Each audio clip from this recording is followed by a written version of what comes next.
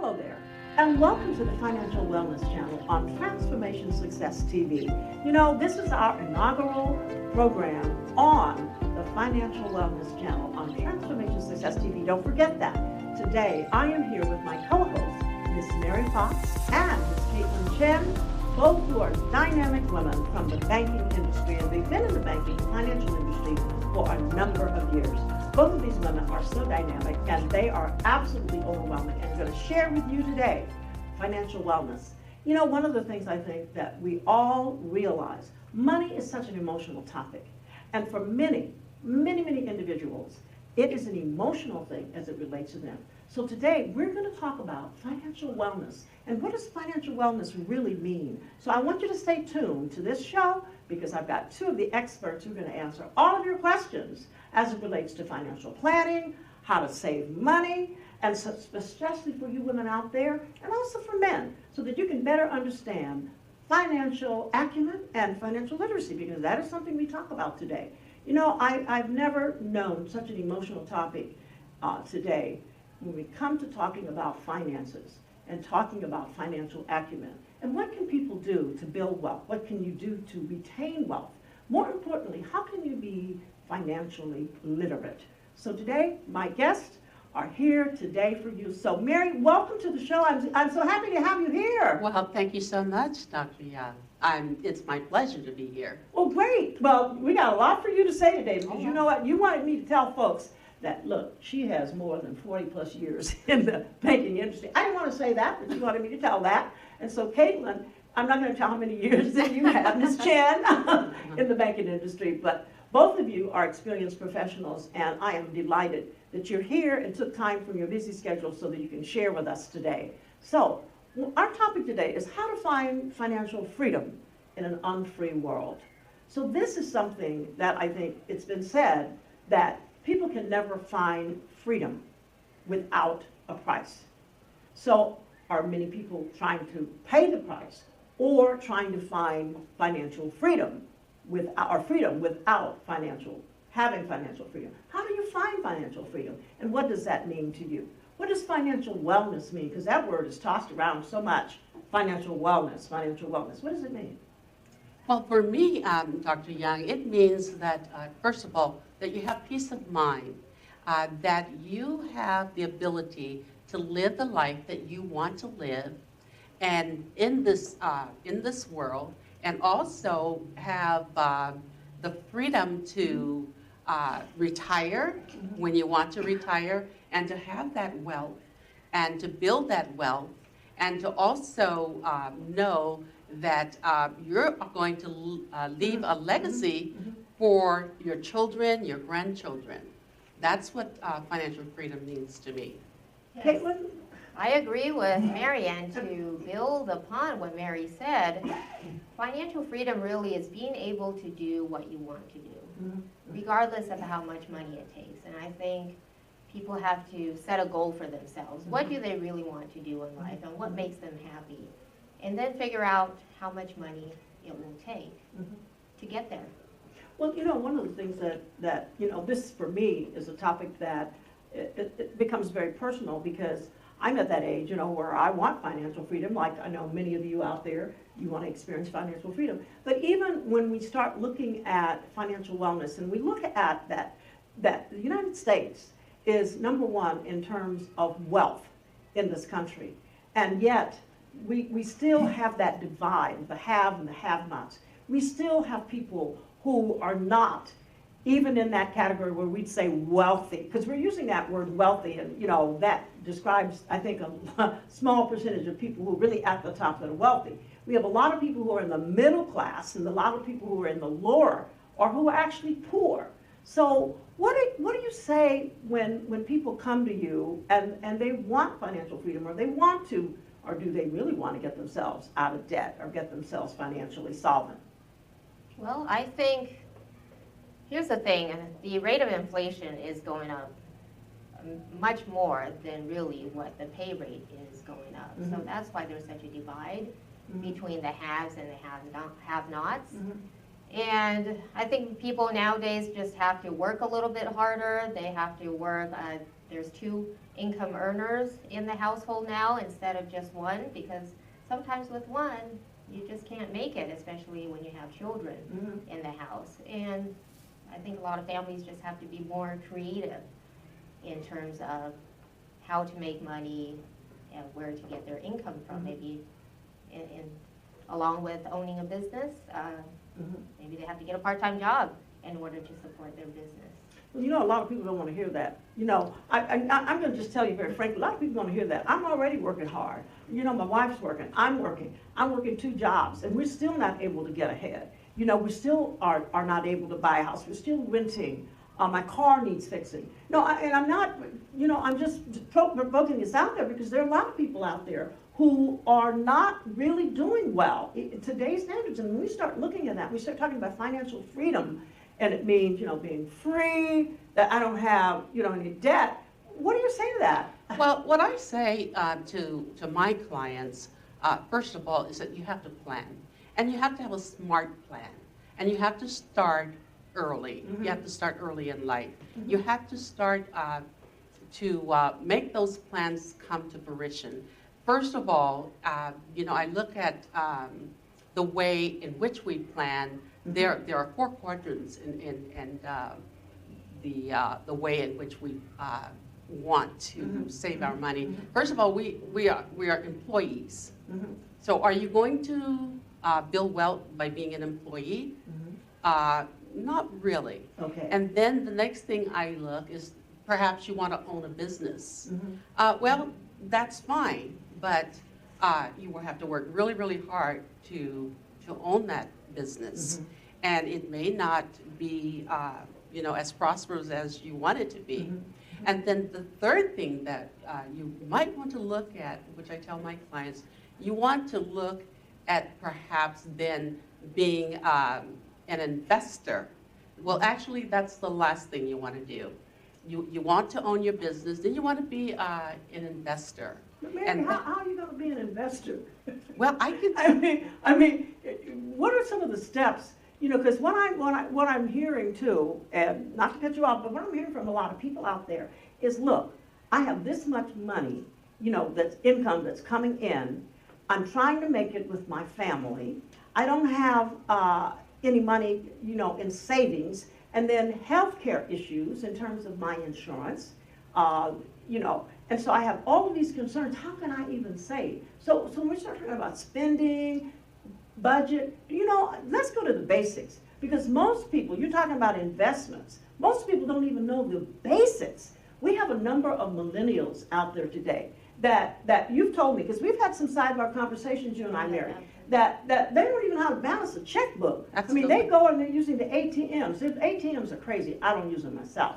But basically, could we just do some basic stuff about how do you live on a budget? What do you do? What are some of the steps? You know, curtail your spending. I mean, I got to buy food. The reason why I'm concerned is because we've got so many people out there that are not doing well. I think the real basic thing, first thing you need to know is how much your take-home pay is. Right. That's the number one thing. You Right. should have 2 columns. One is the take-home pay. Right. And then you have to first write down your fixed expenses, Okay. right? Monthly expenses that come up every month. Right. Your rent, Right. utilities, Right. food. After that, then you look at how much your discretionary income is. Now, the discretionary income is where you can use to go to the movies. If you can't go to the movies, maybe go to the park. And I think a lot of people they use their credit card so much now, they actually spend more than they make. Okay. And that's how, over time, they get into bankruptcy, because every month they're spending more than they make. Right. And eventually, Right. you just can't catch up. Right. And I think education is the key. It is. And I because, agree. you know, we in this country, we only have, I believe, 4 states that actually teaches financial literacy in high school. So the millennials are coming out of high school with no education of how to spend money. They are using the credit cards, And when I was in the financial industry, that's what we did. We would go to college campuses and we would sign them up for credit cards, high interest credit cards. They need to understand Right. that if they pay these high interest rates on credit cards, they will never get out of debt. And then they come out of college, then they have the student loans. So these are things that you really have to watch out for. These are traps, traps that keep you in financial bondage. Right, right, right. You know, when I was thinking about when you mentioned the United States, and there are other countries as well, because we're talking to all these different countries, and when I start to think about the overall picture, the number of people in the population who are seniors or who are getting there. We got the baby boomers now who are there and who are concerned about their overall growth of wealth and how do I retire. And you know, in fact, I was in Kenya a few years ago and learned that the employees there that work for the government, I mean, they don't have a retirement system. Did you guys know that? Oh, no. They don't have a retirement plan. Wow. Yeah, so many of them, when they leave work, they go up country. They go back to their homes up country if they haven't planned to have a place to retire. And one of the things that they don't have, and I know this for a fact, in Nairobi, they don't have like senior living or places for the seniors to go and to live a quality life. So it's really something to think about money as it relates to how other people view it. And I have such a compassion for, and I know you guys do too, in helping people plan, which gets me to segue into what happens, the advice that you give for seasoned people, because it looks like we're having two ends of the spectrum. We've got the seasoned and we have our millennials coming along. So I'm gonna have you talk about millennials. Okay. And you talk about the seniors, the seasoned folks. Well, I That definitely. You're working a lot of senior folks. Absolutely, and I definitely, and I am a baby boomer myself. I'm not So- telling. I'm not telling. They can tell I'm not. I absolutely understand. I feel 37 in the spirit. And so what I did retire 6 years ago, but what I found is that I had not planned as I should have, but that's okay because now I have started my encore career. I like that word, encore. in the financial industry in terms of being an agent. And so what I do is I teach, first of all, the seniors how they can build wealth and also how they can take advantage and have an opportunity to work the same as I do. They don't have to work full-time. I work part-time. I enjoy my vacations, and but at the same time, I'm giving back what I know about financial literacy, and that really is very rewarding because I can sit down with, say, a woman or a man, and I can relate to them. I can empathize with them, and I can show them what I'm doing to make sure that my money outlives me. Right. Well, Mary, did you always have this bent or motivation towards being in finance? I mean, how in the world, I mean, did you come to this? You've worked in the banking industry, but did you think that was your calling, so to speak? Your purpose? Absolutely not. I was looking for a job, Okay. and I was hired actually in the with a bank called Crocker Bank, and now I'm really dating myself, Okay. in Chinatown, in San Francisco. And I worked my way up through the ranks.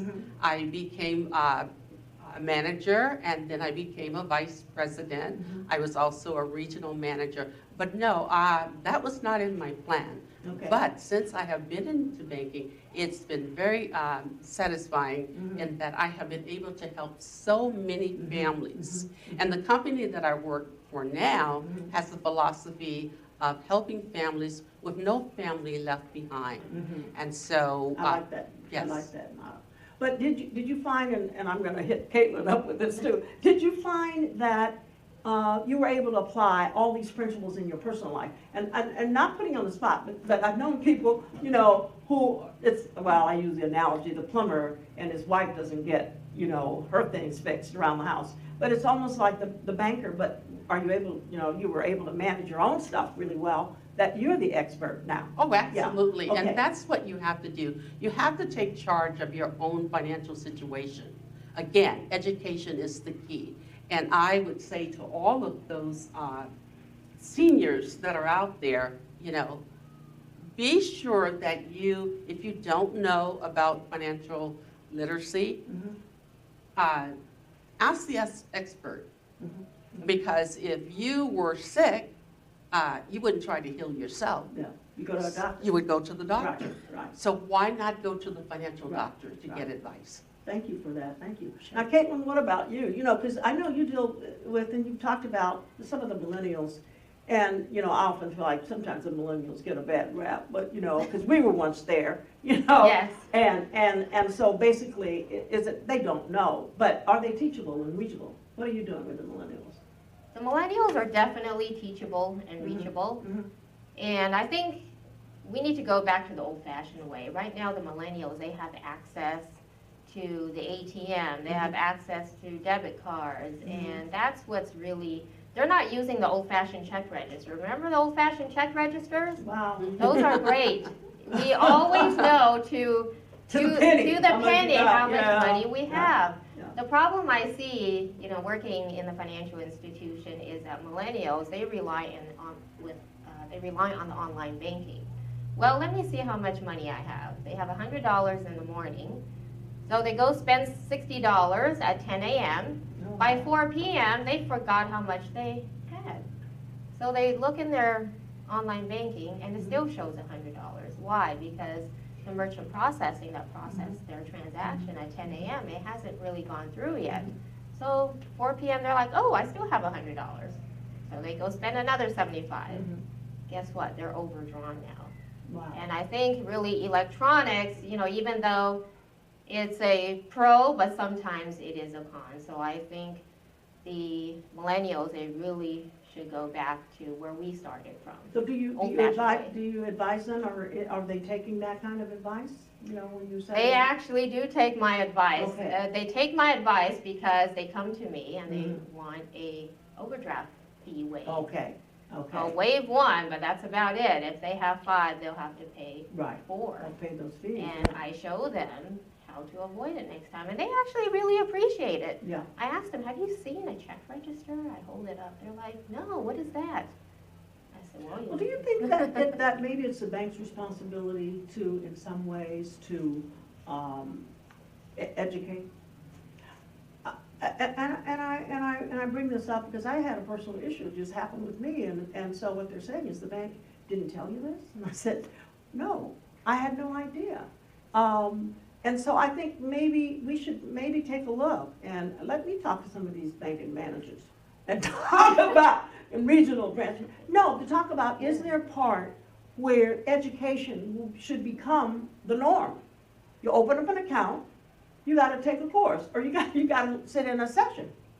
Right. I mean that you have to sit in a workshop. I'm serious about this because I think it's at the point now where you say, these are young people that are coming up. And they're going to raise families. And many of them are married. I mean, and raising families. I am of the belief, I could be wrong out there, but that money, the training about money and the respect comes from home, comes from training at home. Exactly. Money has to be respected. Exactly. Yes.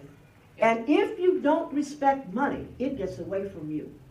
I found that out. You have to have a healthy respect. So we see it, you know, and then everything portrays things on television. You know, and the kids grow up, I want this, I want that. They don't know. My kids used to think I had a tree in the backyard, a money tree. You know, I want this, I want this. So I had to educate them and do mock checks and have them write checks, you know, so they could see.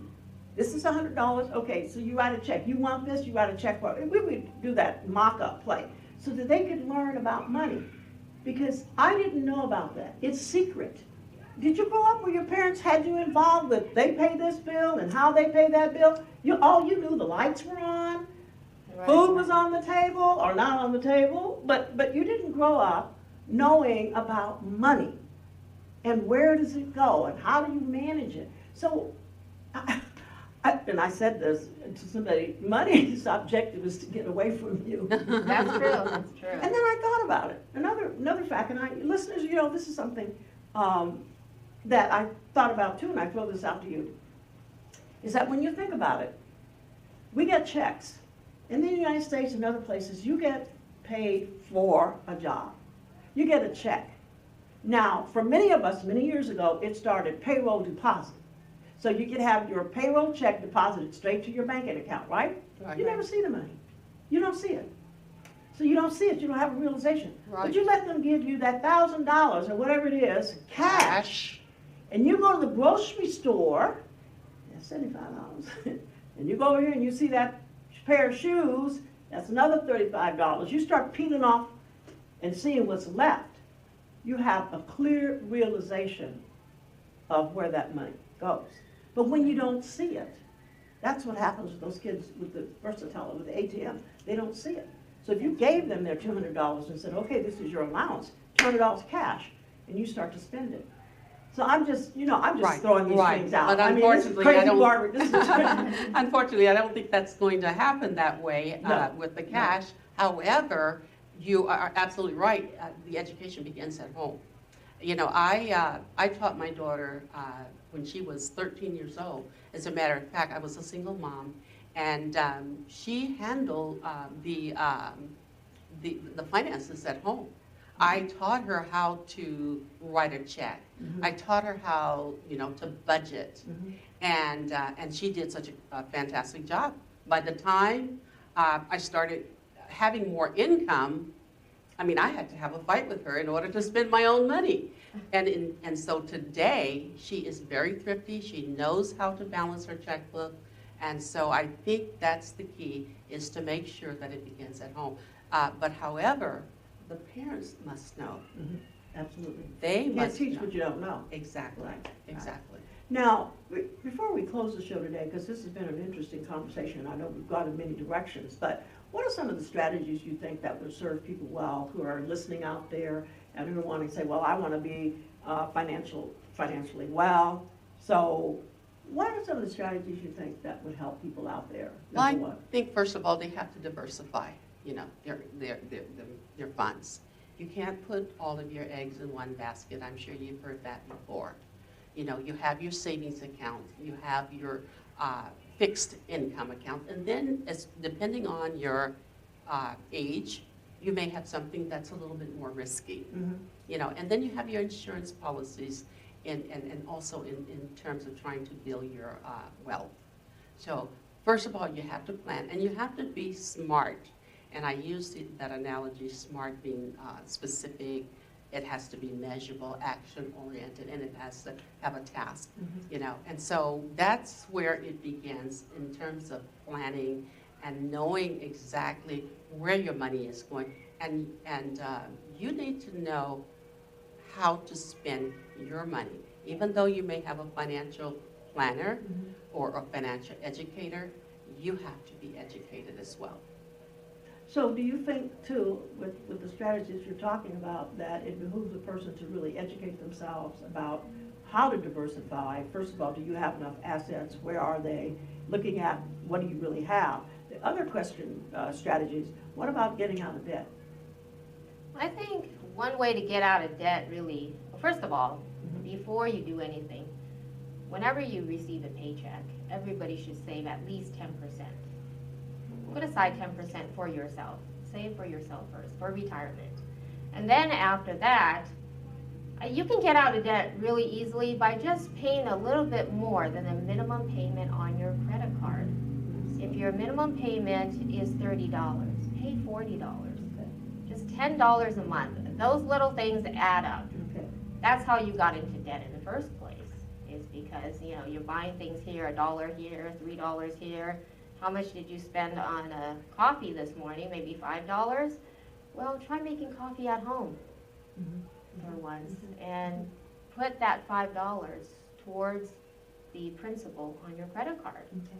Or if you have a home, put it towards your mortgage, and it'll all add up. Those are good principles. Yeah. What do you think the financial climate is going to be maybe a couple of years from now? What do you see portending, you guys, you financial advisors, for us folks here trying to acquire some wealth? I'll let Mary tackle that That's really a tough one, and I guess if if I could see into the future, I would be, Bill Gates or someone. But I do see the market getting better, and that's just my opinion. I do see people building more wealth, especially with shows like yours. Mhm. I think this is going to help the people to understand what financial literacy is all about. So I think there's a good outlook for the future. Yeah, I agree with Mary. I think the market's going to be good. Uh-huh. Home prices will be going up, I believe. That's good news for us homeowners out there. Now, interest rates, a lot of people ask me, why don't the interest rates go up? Well, I said if your savings account interest rates go up, then your mortgage interest rate's going to go up. So Mhm, it mhm. goes in tandem. Well, do you brings up a good point real quickly. Should we have savings accounts? Or should we put our money someplace else that has better interest rates? I think to have some in the savings account is good, at least 6 months of living expenses. You have to have Emergency a fund. backup, yeah. Emergency funds. Okay. But insurance that brings up a companies- point too, because when you start looking at spending and emergency funds, health care, I mean, this stuff adds up. Now, I personally, I live on the 80-20 rule. People ask me what's the 80-20. I pay my tithes, and I pay myself 10%, and I live on 80%. So that was, now, I want to share this with you listeners out there, because really when it comes to money and it comes to making money and about self-worth, whether you're wealthy or you're not wealthy, the whole thing is about making up your mind. It's a choice. You choose how you want to live your life. And everything that you do, because really you're the sum total of all the choices that you make, it be it financial, emotional, spiritual, or physical. You make the choice. I made the choice, and I don't mind saying that I chose to be financially literate and to be financially solvent. I am not rich by any means, but actually I sleep well at night. Okay, knowing how, if you're in debt, how to pay a little extra to get out of debt. And not, because really, I don't want to be in debt. I want to be the lender, not the borrower. So, anyway, this is such an emotional topic when you start talking about finances and the structure of it, and there are people who are more structured about money, how they spend money. You have some people, we haven't talked about the people who are misers, but really I want to say this, I know for this country and many other countries, there are a lot of people who give. They give back, they give to foundations, they give to nonprofits, and we have a lot of people in this country who are givers. There are takers and there are givers, but I'd like to say there are more givers than takers. But I just want to thank you for being on the show today. We've got to do this again, Thank you, and Absolutely. just have a lot of fun talking about, because I want to get a little bit more like Caitlin. She grew up in China, partly in China and the United States. Can I say that? Yes. Yeah. And so, but your orientation about money, did that come from home, your orientation about money and saving and all of that, and being this person in the banking industry? Did that drive you a little bit of your culture? A little bit background? from home, but not really. I think I learned the hard way. When I was in the real estate business, I owned 5 homes. And to be honest with you, 2 of them went to foreclosures when the real estate bust came in 2008. And I had 3 homes that I had to sell as a short sale. Why? I didn't plan. It's all about planning. It's all about having a plan. What if? You have to know what if. I thought the real estate boom was going to go on forever. That didn't happen. A lot of people did. Exactly. A lot of people did. So it made a difference from one day to the next. There goes my income. But you made a turnaround. I did. And it's like these experiences sometimes, even though they seem like they're tragic, that happen to us, but the thing is you survived and you turned it around. And look at you today. Yes, So I turned it around with a smile. And thank you for sharing that today, because I'm sure some of the listeners out there have probably gained a lot of information today. We've been a little bit all over the board, but I do hope that you've learned something today about financial wealth and financial wellness. So we're going to leave you today with this thought. Be encouraged. Be motivated. You can do anything you set your mind to. This is Dr. Barbara Young signing off, Transformation Success TV, and this is the Financial Wellness Channel. We're new, and this is our inaugural show. So stay tuned next week as we'll have another show. And what I'd like for you to do, if you have any comments or any questions and you'd like to write us, do so. Please, I want you to write, and feel free to share Dr. B at transformationsuccesstv.com. And we look forward to hearing from you. See you soon, and thank you for listening.